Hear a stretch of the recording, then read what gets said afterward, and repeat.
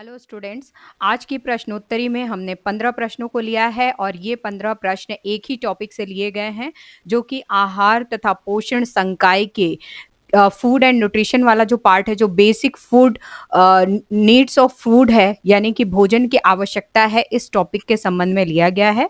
और इस टॉपिक के संबंध में ये जो प्रश्न है, टेलीग्राम चैनल में अभी कुछ दिन पहले ही जो है ये प्रश्न कराया गया है। इसके अंदर 15 प्रश्न थे।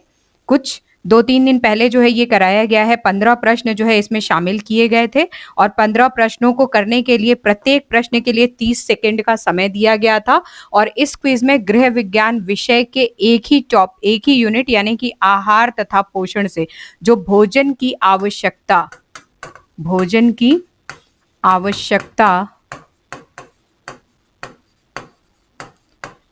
नाम से जो पहला बिल्कुल फंडामेंटल टॉपिक ही जो आपका होता है, जो बेसिक टॉपिक होता है, जो किसी भी प्रतियोगी परीक्षा आपको देने के लिए तैयार करना अत्यंत आवश्यक होता है। यदि फंडामेंटल ही आपका रेडी नहीं होता है तो कहीं ना कहीं उस टॉपिक से संबंधित जितने भी आगे चल के डिटेल क्वेश्चंस होते हैं, कंसेप्ट्स होते हैं, उनके ऊपर क्वेश्चन जो है आप गलत करते हैं। तो फंडामेंटल जो होता है भोजन, हम लोग आहार एवं पोषण के विषय में पढ़ेंगे। उससे पहले हमें ये जानना आवश्यक है कि भोजन की आवश्यकताएं क्यों होती हैं, आहार एवं पोषण के अंतर्गत हम इसको क्यों पढ़ रहे हैं। तो जो मूल टॉपिक है, मौलिक टॉपिक है, बिगिनिंग टॉपिक है, उस टॉपिक से जो है इस प्रकार के 15 प्रश्नों को बनाया गया, मेरे द्वारा ही बनाया गया। मेरे टेलीग्राम ग्रुप में इस क्वेश्चन को कराया गया है।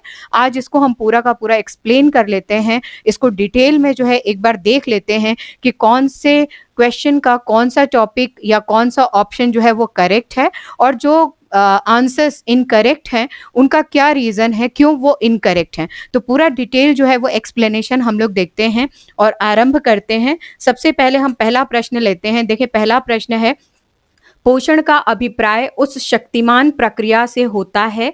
पोषण का अभिप्राय उस शक्तिमान प्रक्रिया से होता है जिसमें लिए गए भोजन का उपयोग शरीर को पोषण प्रदान करने जिसमें लिए गए भोजन का उपयोग शरीर को पोषण प्रदान करने के लिए किया जाता है। यह कथन किसका है? तो परिभाषाओं और वक्तव्यों से संबंधित ये प्रश्न है। बिल्कुल डायरेक्ट आपका फैक्चुअल क्वेश्चन है, ये फैक्ट बेसिस क्वेश्चन है। तो इसको सीधे के सीधा आप जो है याद कर लेंगे। पोषण का अभिप्राय उस शक्तिमान प्रक्रिया से होता है जिसमें लिए गए भोजन का उपयोग शरीर को पोषण प्रदान करने के लिए किया जाता है। यह वक्तव्य जे.ई. पार्क तथा के पार्क के द्वारा दिया गया है। किसके द्वारा दिया गया है यह वक्तव्य? जे.ई.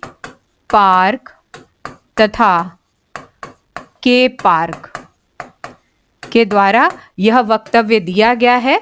जे.ई. पार्क तथा के पार्क के द्वारा यह वक्तव्य दिया गया है। ये जो आप देख रहे हैं यहां से यहां तक का वक्तव्य है, ये किसके द्वारा दिया गया है?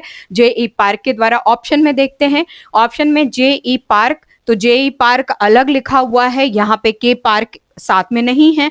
देन सेकेंड ऑप्शन जो है वो के पार्क का है जिसमें जे.ई. पार्क नहीं है, और ये वक्तव्य जे.ई. पार्क तथा के पार्क दोनों का है।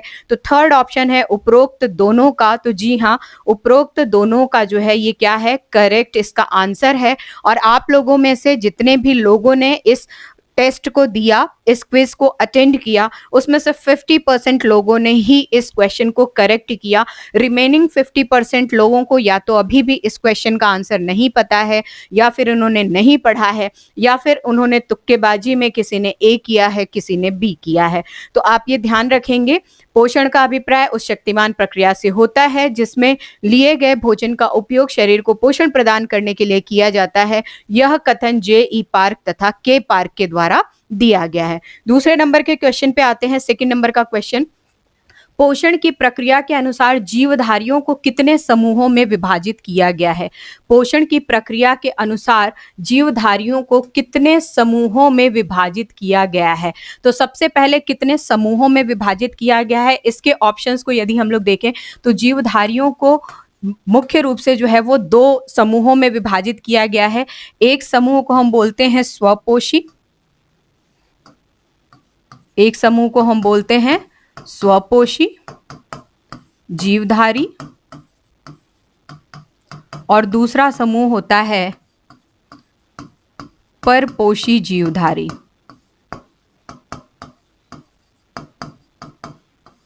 अर्थात ऑटोट्रॉफिक्स, और इसको बोलते हैं हेट्रोट्रॉफिक्स। ठीक है, हेट्रोट्रॉफिक्स। तो ये जो है दो समूह होते हैं जीवधारियों के दो समूह होते हैं। कौन से समूह? स्वपोषी जीवधारी जो वातावरण से अकार्बनिक पदार्थों को ग्रहण करते हैं और उस संश्लेषण के माध्यम से उनको कार्बनिक में कन्वर्ट करके अपना भोजन स्वयं बनाते हैं। परपोषी जीवधारियों की हम लोग बात करते हैं तो ये परपोषी जीवधारी जो स्वपोषी जीवधारी जो अपना भोजन स्वयं बनाते हैं, उनको ग्रहण करके ये अपना जीवन यापन करते हैं। तो ये इनके ऊपर डिपेंडेंट होते हैं, जबकि ये क्या होते हैं, इनकी डिपेंडेंसी जो है वातावरण यानी कि एनवायरनमेंट के ऊपर होती है और एनवायरनमेंट से प्राप्त होने वाले अकार्बनिक तत्वों के ऊपर होती है।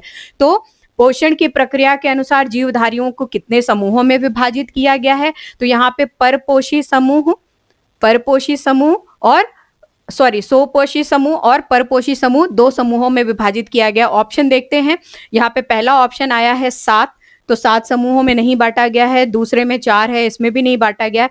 तीसरा जो है वो ऑप्शन है 2 समूहों में बांटा गया है। तो 2 समूहों में आप देखें, बहुत इजी सा क्वेश्चन है। चलिए, वक्तव्य या कथन या डेफिनेशन वाले प्रश्न आपको याद नहीं रह सकते हैं, लेकिन ये तो बहुत बेसिक क्वेश्चन है ना। आप लोग ग्रुप में खूब सारे क्वेश्चन मैं तो देखते रहती हूँ। टेलीग्राम चैनल कितने सारे बने हुए हैं और आप लोग क्विज करने के लिए पता नहीं, मतलब आप इतना ज्यादा एक्साइटेड रहते हैं कि केवल क्विज कराओ। तो केवल क्विज कराना जो है ये प्रतियोगी परीक्षा की तैयारी के लिए सफिशिएंट नहीं है। उस क्विज में जितने भी क्वेश्चन दिए जा रहे हैं, 10 क्वेश्चन है, 25 क्वेश्चन है, 50 क्वेश्चन है, 100 क्वेश्चन है, उन 10, 20, 50, 100 या 5 क्वेश्चन भी हैं, 5 में से आप कितना कर पा रहे हैं या आप कहां तक पहुंच रहे हैं, नंबर ऑफ क्वेश्चंस आपके कितने करेक्ट हो रहे हैं, ये ज्यादा इंपॉर्टेंट है। आप वहां पे स्टेबिलिटी कितना ला रहे हैं प्रतियोगी परीक्षा के लिए, ये इंपॉर्टेंट है, ना कि जगह जगह पे जो है आप बार बार क्विज को अटेंड करें। तो आपको टॉपिक यूनिट आपका बिल्कुल तैयार होना चाहिए। आप कॉन्फिडेंट होने चाहिए कि मैं अब ये टॉपिक अच्छे से कर लूंगी या कर लूंगा। तो ये टॉपिक बिल्कुल बेसिक टॉपिक है। कहीं पे भी यदि आप पोषण की या आहार की किताब उठा करके देखेंगे, फूड एंड न्यूट्रिशन की किताब उठा करके देखेंगे, तो ये बिल्कुल फर्स्ट पेज पे आपको मिल जाएगा। तो आप थोड़ा सा जो है अपने तैयारी को स्टेबिलिटी लाएं, मतलब आप पैनिक ना हो, आप इस चीज में टेंशन में ना रहें कि मैं क्विज करूं तो तैयारी नहीं। क्विज करने से तैयारी नहीं होती है। प्रतियोगी परीक्षा के लिए क्विज इंपॉर्टेंट होता है, लेकिन क्विज के जो प्रश्न हैं उन प्रश्नों में से यदि आपका प्रश्न कोई गलत हुआ है तो गलत किस रीजन से हुआ है, ऑप्शन कौन सा सही है, आपने जो किया वो क्यों सोच करके किया, और जो क्वेश्चन में जो ऑप्शन सही बताया जा रहा है वो किस एक्सप्लेनेशन पे या किस तथ्यों पे जो है वो करेक्ट है, ये जानना आपके लिए इंपॉर्टेंट है और इसकी जानकारी आपको होनी चाहिए। तो यहाँ पे जो है पोषण की प्रक्रिया के अनुसार जीवधारियों को कितने समूहों में विभाजित किया गया है? तो 2 समूहों में विभाजित किया गया है, स्वपोषी और परपोषी। ठीक है, याद रखेंगे आप, स्वपोषी और परपोषी, ऑटोट्रॉफिक्स और हेट्रोट्रॉफिक।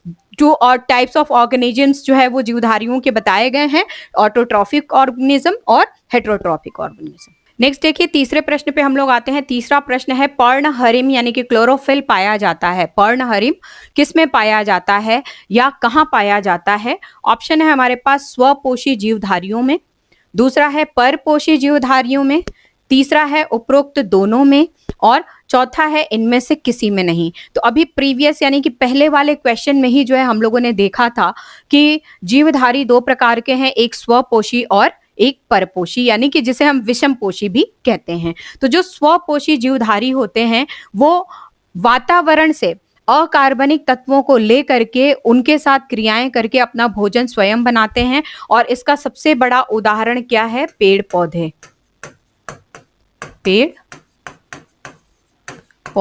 ये क्या करते हैं? वातावरण से अकार्बनिक तत्वों को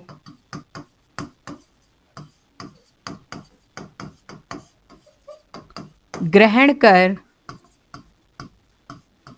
करके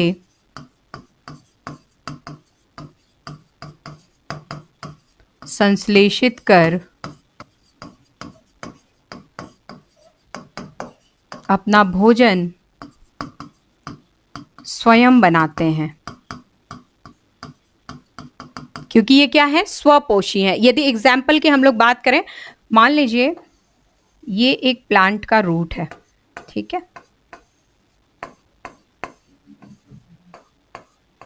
सॉरी स्टेम है, ये हम सरफेस मान रहे हैं, ठीक है। यहाँ पे जो है ये स्टेम है, स्टेम से ये पत्तियां यहाँ पे,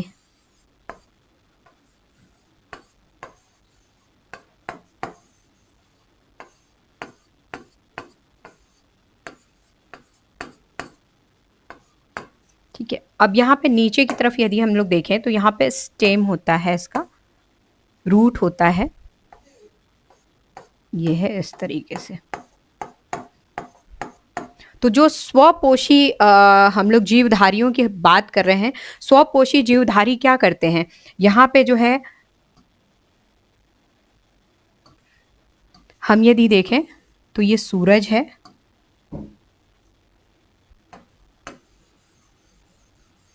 ये क्या है, सूरज है, यहाँ से क्या ले रहे हैं, सनलाइट ले रहे हैं, और ये जो जड़ है यहाँ पे सॉइल यानी कि मृदा है, मृदा से क्या ले रहे हैं, जल प्लस खनिज, ठीक है। यहां से क्या ले रहे हैं, सूर्य की रोशनी, और ऑलरेडी जो है पत्तियों में क्या मौजूद है, क्लोरोफिल।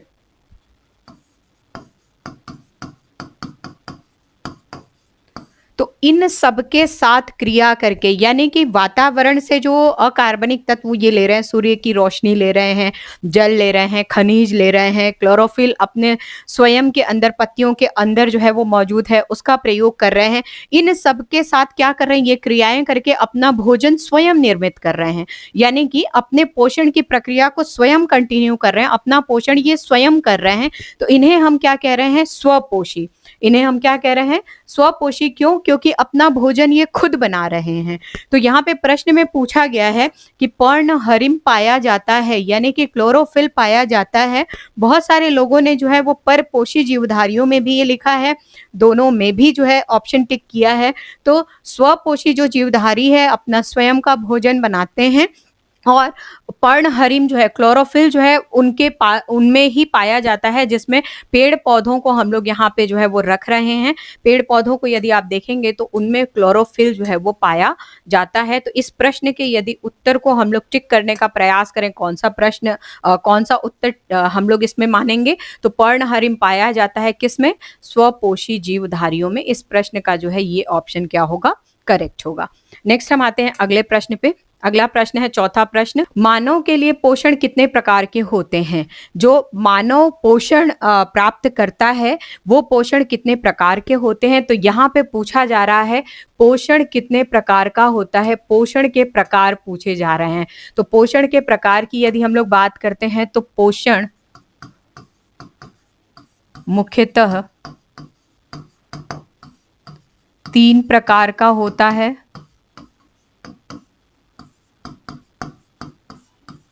कौन कौन सा, याद होगा आप लोगों को, सुपोषण,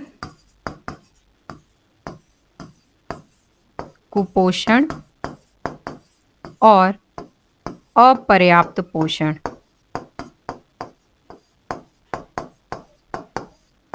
इसे हम बोलते हैं गुड न्यूट्रिशन, ये होता है माल न्यूट्रिशन, और अपर्याप्त अर्थात अंडर न्यूट्रिशन।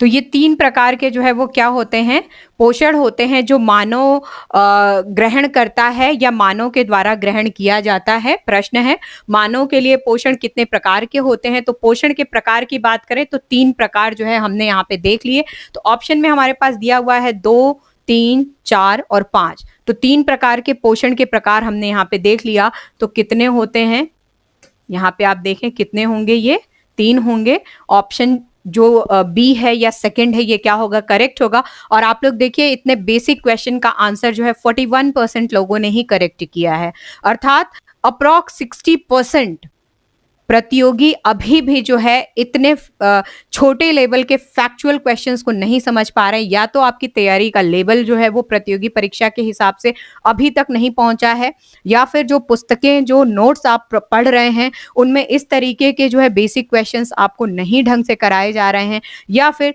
जिन कोचिंग्स में आप लोग पढ़ रहे होंगे वहां पे ये फैक्ट्स जो है, जो बेसिक फैक्ट, छोटे छोटे फैक्ट्स हैं, इन पे ध्यान नहीं दिया जाता है, ऊपर ऊपर से आपको केवल पढ़ा करके लोग निकाल रहे हैं। तो आप थोड़ा सा जागरूक बने, थोड़ा सा आप ध्यान दें कि इतने छोटे छोटे बेसिक क्वेश्चन आप क्यों नहीं कर पा रहे हैं। समस्या आपसे रिलेटेड है, इसलिए इसका उत्तर भी आप ही फाइंड आउट करें कि प्रॉब्लम क्या है। नेक्स्ट क्वेश्चन पे आते हैं हम लोग। सुपोषण का लक्षण नहीं है, सुपोषण का लक्षण नहीं है।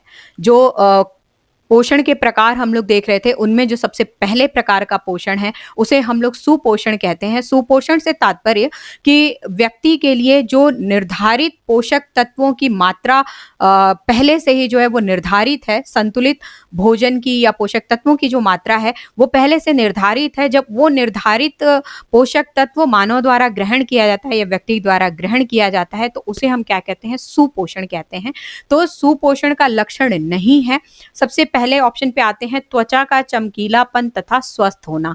यदि आप निर्धारित मात्रा में पोषक तत्व ग्रहण करते हैं जो आपको रिक्वायर्ड है, यदि आप ग्रहण करते हैं तो ऑब्वियसली जो आपकी त्वचा है, जो स्किन है, वो क्या होगी, चमकीली होगी तथा स्वस्थ होगी। तो ये तो लक्षण है, ठीक है। दूसरा, शरीर का संगठित तथा सुविकसित होना। यदि आप समय समय पे जैसे जैसे आपको रिक्वायरमेंट है, यदि आप उस तरीके से पोषक तत्व ग्रहण कर रहे हैं तो जो आपका जो फिजिकल स्ट्रक्चर है वो क्या होगा, संगठित होगा, पूरे तरीके से असेंबल्ड होगा, अच्छा जो है वो हमेशा स्वास्थ्य आपका अच्छा रहेगा। और कहीं ना कहीं जो डेवलपमेंट की प्रक्रिया है, जहाँ पे भी ग्रोथ एंड डेवलपमेंट की प्रक्रियाएं रिक्वायर्ड हैं, वो भी प्रॉपर तरीके से होंगी। तो ये भी क्या है, सुपोषण का लक्षण है। तीसरा आते हैं, जबड़ों का गुलाबी रंग परिवर्तित होना। जबड़ों का गुलाबी रंग परिवर्तित होना। तो सुपोषण की हम लोग बात करते हैं तो जब सुपोषण की क्रिया में हम लोग देखते हैं तो जबड़े का रंग हमेशा क्या होता है, गुलाबी होता है। यदि आप जबड़े का रंग देखेंगे तो अधिकांशतः जो लोग निर्धारित पोषक तत्वों को उनकी उस मात्रा में ग्रहण करते हैं उनके जबड़े क्या होते हैं, गुलाबी होते हैं। और यदि ये गुलाबी रंग परिवर्तित होता है, दैट मीन्स किसी ना किसी पोषक तत्व की कमी आ रही है, तो वहां पे हम उसे सुपोषण नहीं कहेंगे। वो फिर या तो कुपोषण में चला जाएगा या फिर अपर्याप्त पोषण का शिकार होना पड़ेगा। तो सुपोषण का लक्षण नहीं है तो जबड़ों का रंग गुलाबी रंग में परिवर्तित होना। तो जबड़ों का गुलाबी रंग परिवर्तित होना यानी कि जो सुपोषण की अवस्था में जो जबड़ों का रंग गुलाबी है वो जब परिवर्तित होकर के किसी दूसरे रंग में परिवर्तनशील होने लगता है तो ऐसी स्थिति में हम सुपोषण नहीं कह सकते हैं। तो सुपोषण का लक्षण नहीं है। जबड़ों का गुलाबी रंग, जो गुलाबी रंग के हमारे जबड़े हैं, जब वो परिवर्तित होने लगते हैं तो ये सुपोषण के लक्षण नहीं होते हैं। पर्याप्त रोग प्रतिरोधक क्षमता, जब हम निर्धारित डाइट को ले रहे हैं, जब निर्धारित पोषक तत्वों को ग्रहण कर रहे हैं तो शरीर के अंदर रोग प्रतिरोधक क्षमता जो होती है वो पर्याप्त होती है, तो ये भी इसका लक्षण है। तो 4 ऑप्शन हमने देखे, सुपोषण का लक्षण नहीं है। इनमें से कौन सा ऑप्शन करेक्ट है? तीसरा ऑप्शन करेक्ट है, जबड़ों का गुलाबी रंग परिवर्तित हो जाना। 70% लोगों ने जो है इसका आंसर करेक्ट दिया है। I am so happy. Next चलते हैं 6वें नंबर के क्वेश्चन पे। नेक्स्ट 6वें नंबर प्रश्न पे आते हैं हम लोग। दैनिक भोजन की प्रस्तावित मात्रा में अपर्याप्तता होती है और भोजन द्वारा शरीर की आवश्यकताओं की पूर्ति नहीं हो पाती है तो उसे हम कहते हैं या वह कहलाता है। प्रश्न में ये पूछा जा रहा है। तो इसके संबंध में जो है हम लोगों के पास 4 ऑप्शन है, सुपोषण, कुपोषण, अपर्याप्त पोषण और असंतुलित पोषण। यदि सुपोषण की हम लोग बात करें तो यहाँ पे एक लाइन में जो है आप समझ सकते हैं, सुपोषण अर्थात प्रस्तावित पोषण की पर्याप्त मात्रा होती है। यहाँ पे जब प्रस्तावित पोषण की पर्याप्त मात्रा को हम लेते हैं तो उसे सुपोषण कहते हैं। कुपोषण की हम लोग बात करें तो यहाँ पे प्रस्तावित पोषण की मात्रा में कमी, ये क्या कहलाता है? कुपोषण कहलाता है। अपर्याप्त पोषण की यदि हम लोग बात करें तो प्रस्तावित पोषण के लिए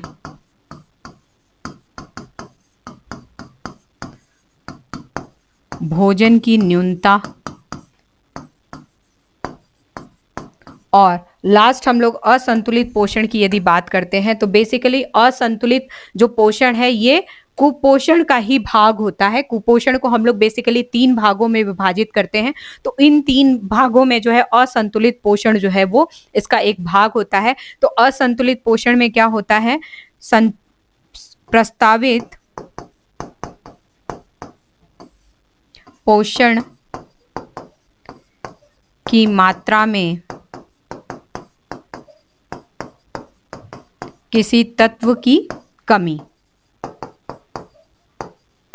तो यहाँ पे 4 ऑप्शन दिए हुए हैं, चारों ऑप्शन को हम लोग देख रहे हैं। सुपोषण क्या होता है, जो प्रस्तावित मात्रा है उसको हम उसी रूप में जो है वो ग्रहण कर रहे हैं, तो इसे हम क्या कह रहे हैं, सुपोषण कह रहे हैं। कुपोषण जो प्रस्तावित मात्रा है वो उस पर्याप्त रूप से हमें प्राप्त ही नहीं हो रहा है, उसकी अपर्याप्तता है। ध्यान रखें आप, उसकी क्या हो रही है, अपर्याप्तता हो रही है, जिससे हमारे जो शरीर की आवश्यकताएं हैं वो क्या हो रही हैं, पूरी नहीं हो पा रही हैं। ये क्या कहला रहा है, कुपोषण कहला रहा है। अपर्याप्त पोषण की यदि हम लोग बात करें तो अपर्याप्त पोषण में कुछ भोजन के अंदर ही कुछ तत्वों की क्या हो जाती है, कमी हो जाती है। और असंतुलित पोषण की बात करें तो कुपोषण का एक भाग होता है जिसमें हम लोग जो प्रस्तावित मात्रा है उतनी मात्रा में तत्वों को ग्रहण नहीं कर पाते हैं। तो दैनिक भोजन की प्रस्तावित मात्रा में अपर्याप्तता होती है और भोजन द्वारा शरीर की आवश्यकताओं की पूर्ति नहीं हो पाती है, उसे हम क्या कहते हैं, उसे हम कुपोषण कहते हैं। इस प्रश्न का उत्तर क्या होगा, कुपोषण।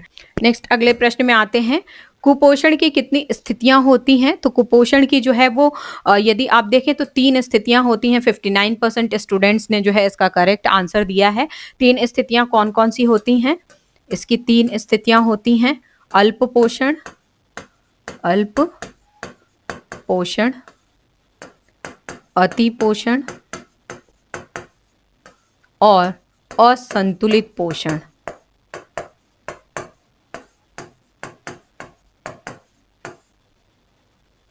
इन तीनों को जो है आप समझें कि ये तीनों जो है वो क्या होते हैं, तीनों को हम अलग अलग क्यों बांटते हैं, या इन तीनों को हम लोग कैसे समझेंगे कि ये हमारे कुपोषण की 3 स्थितियां हैं। यदि अल्प पोषण की हम लोग बात करते हैं तो अल्प पोषण क्या होता है, पोषक तत्व की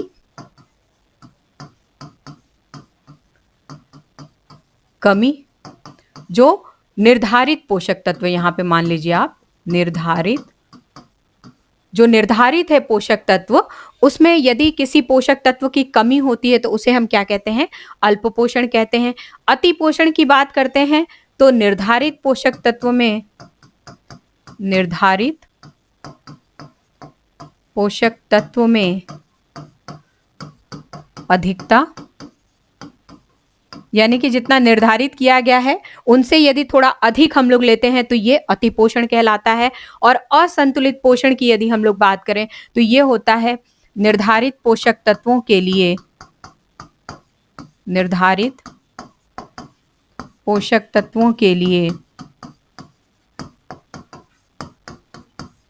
भोजन में कमी।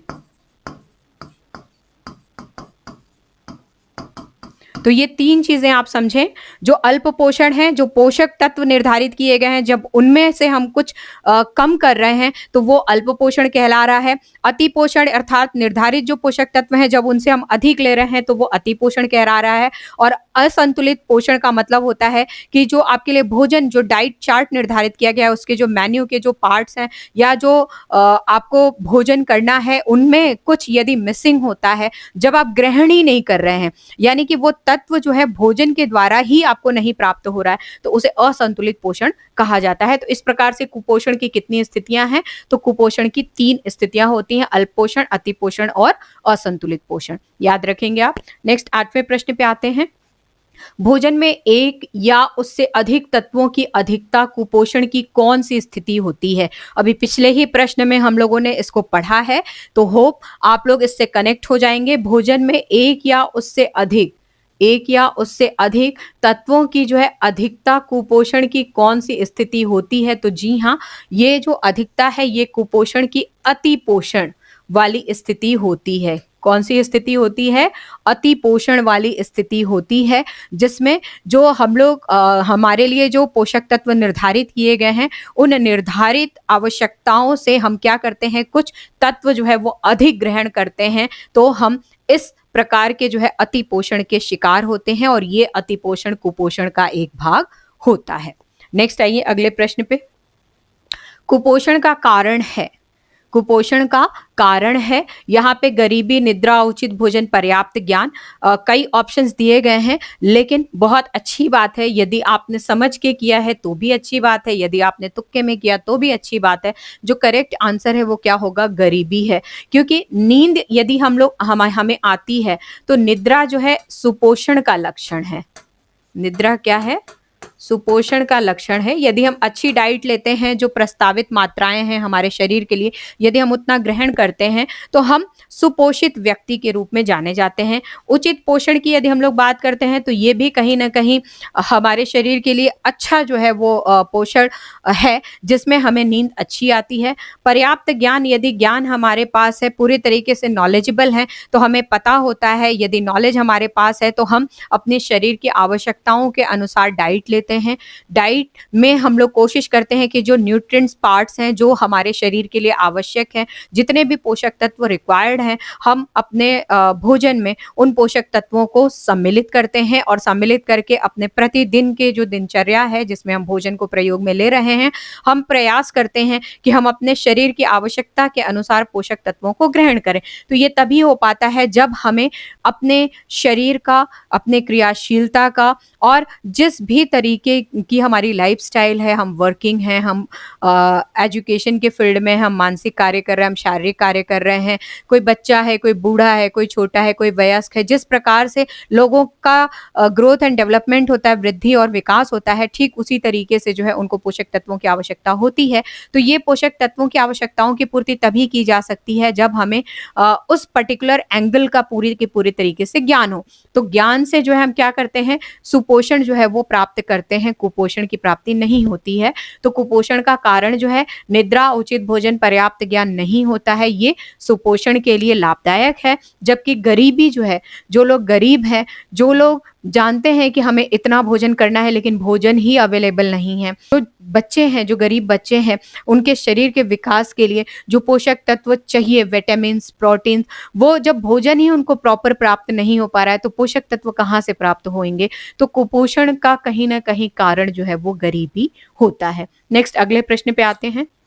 अपर्याप्त पोषण की स्थिति है। अपर्याप्त पोषण की स्थिति है, आहार की न्यून मात्रा, नींद का न आना, पर्याप्त ज्ञान का अभाव और उपरोक्त सभी। जी हाँ, यदि अपर्याप्त पोषण जो है आप ग्रहण कर रहे हैं, अपर्याप्त पोषण यदि ग्रहण कर रहे हैं, तो उससे कौन सी स्थिति जो है वो बनती है, या किससे आपको पता चलता है कि आपके पोषक तत्वों में जो पोषण है, आपका जो पोषण है वो अपर्याप्त हो रहा है। तो आहार की न्यूनता, जो रेगुलर आपका जो दिनचर्या है उसमें जो आपके लिए आहार प्रस्तावित है, यदि आप उसकी मात्रा ही न्यून ले रहे हैं, यदि कम ले रहे हैं, तो ये अपर्याप्त पोषण की जो है वो स्थिति बनती है। यदि नींद आपको नहीं आ रही है, दैट मीन्स ये भी अपर्याप्त पोषण की स्थिति है।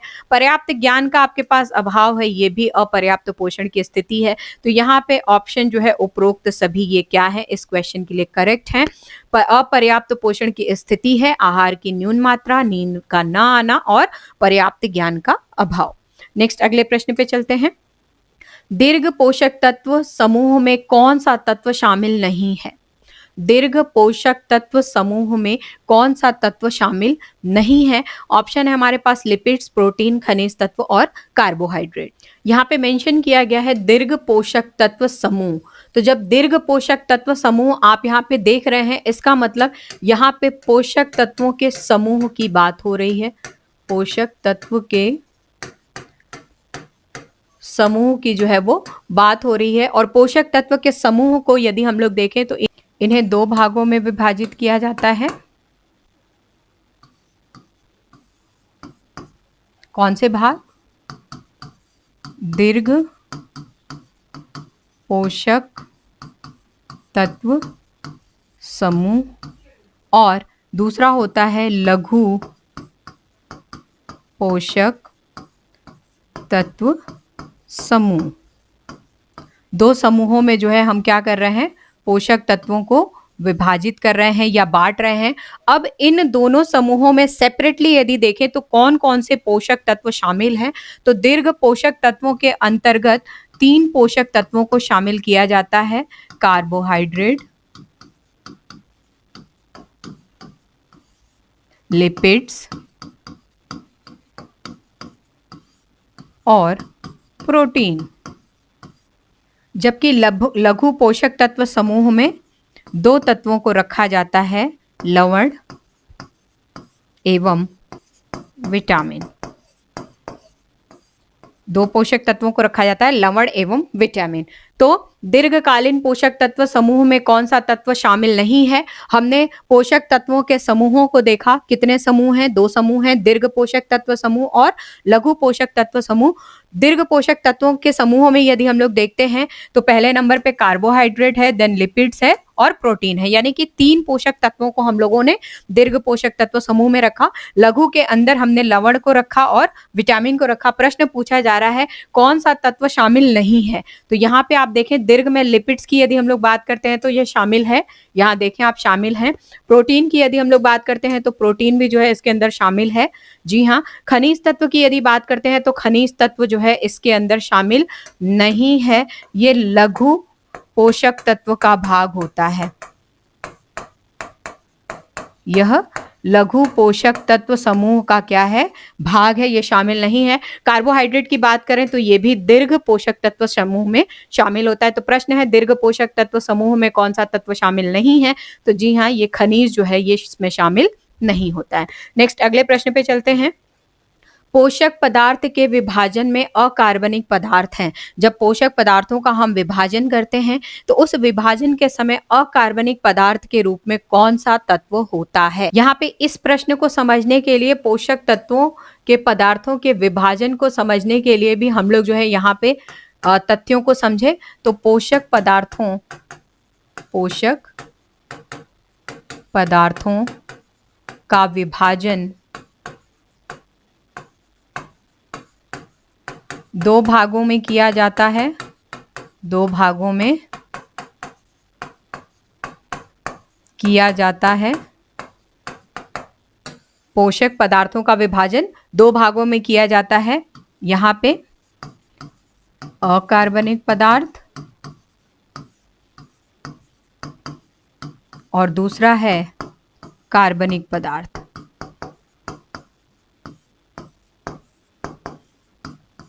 दो भाग जो है पोषक तत्वों के विभाजन का, पोषक पदार्थों के विभाजन का जो है ये 2 भाग है, कार्बनिक पदार्थ और अकार्बनिक पदार्थ। अकार्बनिक पदार्थ और कार्बनिक पदार्थ। तो कार्बनिक पदार्थ के अंतर्गत जाते हैं तो यहाँ पे 2 जो है वो तत्वों को शामिल किया जाता है, पहला जल और दूसरा होता है खनिज तत्व। पहला होता है जल और दूसरा क्या होता है, खनिज तत्व। जबकि कार्बनिक पदार्थ के अंतर्गत आते हैं तो यहाँ पे 4 पदार्थों को शामिल किया जाता है, कार्बोहाइड्रेट, प्रोटीन, लिपिड्स और न्यूक्लिक एसिड। ठीक है, ये जो है 4 भाग हो गए और ये 2 भाग हो गए। पोषक पदार्थों के विभाजन, तो पोषक पदार्थों का हमने विभाजन यहाँ पे कर लिया। आप प्रश्न देखते हैं में अकार्बनिक पदार्थ है, यानी कि अकार्बनिक पदार्थ, ये जो पदार्थ है इसकी बात पूछी जा रही है कि अकार्बनिक पदार्थ कौन सा है। कार्बोहाइड्रेट को आप देखें तो कार्बोहाइड्रेट को हमने कार्बनिक में रखा है तो ये नहीं होगा। प्रोटीन की बात करें तो प्रोटीन अगेन जो है वो कार्बनिक में रखा गया है तो ये भी नहीं होगा। खनिज तत्व की यदि बात करें तो जी हाँ, खनिज तत्व को हमने क्या किया है, अकार्बनिक में रखा है। न्यूक्लिक एसिड जो है वो कार्बनिक का भाग है तो ये भी यहाँ पे नहीं होगा। तो पोषक पदार्थों के विभाजन में अकार्बनिक पदार्थ है कौन सा है, खनिज तत्व है। अगले प्रश्न पे आते हैं, 13 नंबर का प्रश्न। लघु पोषक तत्व समूह में रखा जाता है। लघु पोषक तत्व समूह में रखा जाता है। तो लघु पोषक तत्व समूह को जो है अभी हम लोगों ने लास्ट टू लास्ट क्वेश्चन में बहुत अच्छे तरीके से पढ़ा था। एक बार रिकॉल करें आप, उसके बाद इस प्रश्न को जो है हम लोग देखेंगे। लघु पोषक तत्व समूह में जो है हमने दो तत्वों को रखा, लवण और विटामिन को। तो यहाँ पे आप देखें प्रश्न में क्या पूछा जा रहा है। लघु पोषक तत्व समूह में रखा जाता है। प्रश्न का ऑप्शन जो आया है लवण को, ठीक है, तो लवण को रखा जा रहा है। विटामिन को, तो जी हाँ विटामिन को भी रखा जा रहा है। लवण को भी रख रहे हैं, विटामिन को भी रख रहे हैं। तीसरा ऑप्शन है लवण तथा विटामिन दोनों को। तो ये जो है ऑप्शन क्या होगा, करेक्ट होगा, क्योंकि दोनों को ही हम क्या कर रहे हैं, लघु पोषक तत्व समूह में शामिल कर रहे हैं या रख रहे हैं। इनमें से किसी में नहीं, ये तो होगा ही नहीं, क्योंकि तीसरा ऑप्शन हमारा क्या हो रहा है, करेक्ट हो रहा है। लघु पोषक तत्व समूह में किसको रखा जाता है, तो लवण और विटामिन दोनों को जो है हम उस समूह में रखते हैं। नेक्स्ट आइए 14 नंबर का प्रश्न।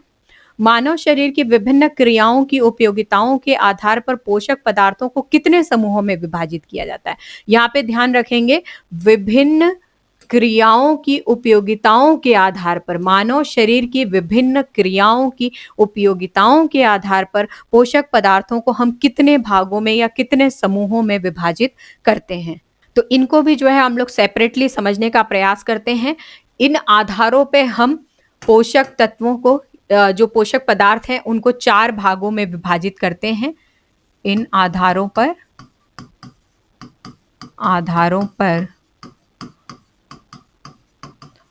पोषक तत्वों को 4 समूहों में विभाजित किया जाता है।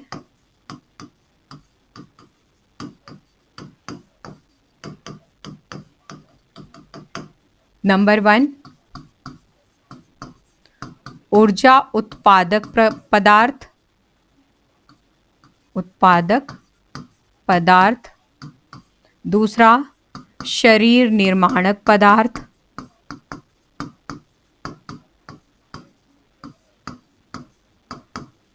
तीसरा, उपापचयिक नियंत्रक पदार्थ। और चौथा होता है आनुवांशिक पदार्थ।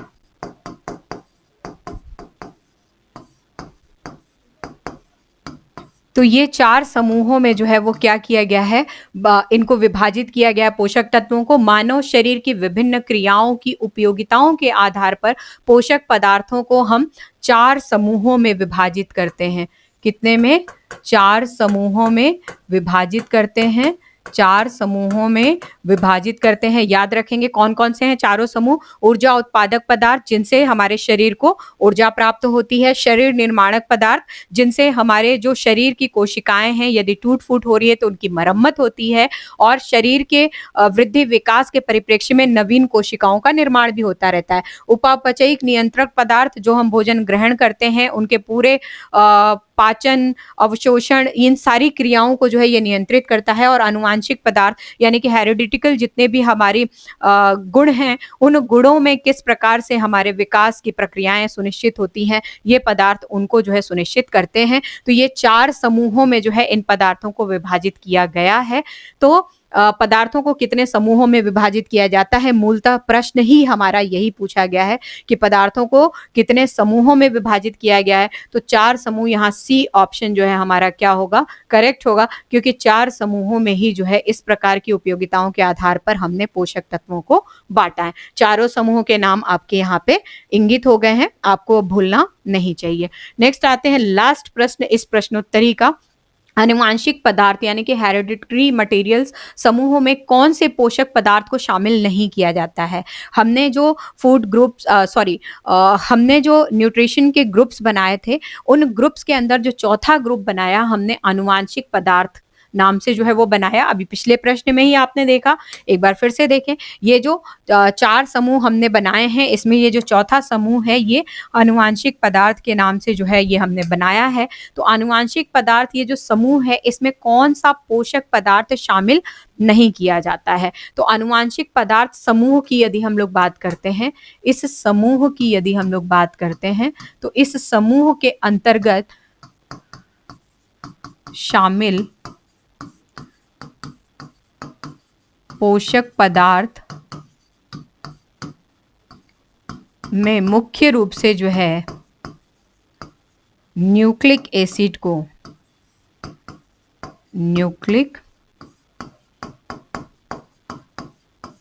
को रखा जाता है।